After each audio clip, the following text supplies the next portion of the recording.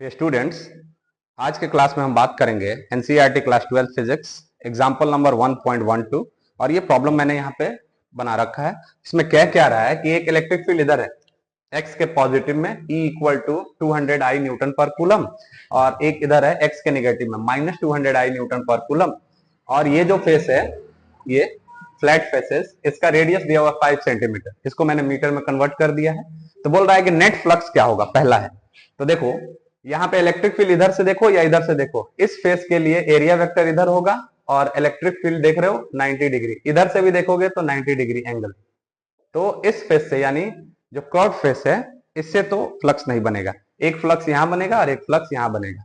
और आसान बात यह है कि इसका एरिया वेक्टर इधर होगा और इलेक्ट्रिक फील्ड इधर, यानी इलेक्ट्रिक फील्ड और एरिया वेक्टर के बीच का एंगल 0। और यहाँ पे इलेक्ट्रिक फील्ड इस दिशा में और एरिया वेक्टर भी इसी दिशा में, तो यहां भी एंगल कितना होगा, थीटा इक्वल टू 0 डिग्री।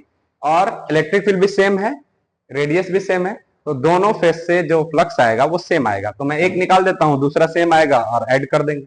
तो देखो flux equal to E A cos theta. So flux equal to E कितना है 200, एरिया कितना होगा, ये सर्कुलर फेस रहता है ना, flat face, pi r square. तो पाई का वैल्यू 3.14 और आर स्क्वायर, ये आर निकाल के रखा है मैंने। तो 5 का स्क्वायर 25 और 10 का पावर -2 का स्क्वायर 10 का पावर -4 और cos 0 1 हो गया। ठीक है, सो फाइव इक्वल टू 200 को मैं लिख सकता हूं 2 इंटू 10 का पावर 2 इंटू 3.14 इंटू 25 इंटू 10 का पावर -4। ठीक है, अब 5 इक्वल टू 25 इंटू 2 50 हो जाता है। 50 को मैं लिख सकता हूं 5 इंटू 10 का पावर 1 इंटू 10 का पावर 2 इंटू 3.14 इंटू 10 का पावर -4। अब 5 इक्वल टू 3.14 में 5 से मल्टीप्लाई करने पे आएगा 5 इंटू 3 15.70 इंटू 10 का पावर, ये -4 है, -4 से 2 और 1 3 निकला तो -1, और इसी को मैं लिख सकता हूं 1.57। ये आया इस फेस से, राइट फेस से। और लेफ्ट फेस से भी इतना ही आएगा, सेम है। इलेक्ट्रिक फील्ड भी 200 आई न्यूटन पर कूलम है, वो माइनस सिर्फ डायरेक्शन दिखा रहा है अपोजिट, कि एक्स के नेगेटिव में है बस।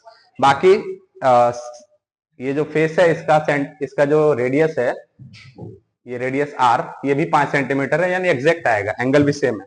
तो ये भी हो जाएगा 1.57 न्यूटन मीटर स्क्वायर पर coulomb.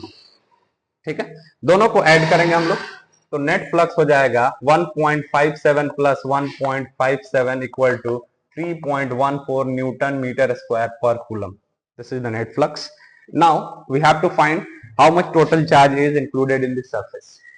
So for this, phi equal to q upon epsilon naught, and to find out q, phi into epsilon naught. So q equal to 8.85 into 10 to the power -12 into this is the value of epsilon naught, and the value of pi you have to put from here 3.14, and you have to multiply, you will get in coulombs. So that's the process how you have to solve it. Thank you.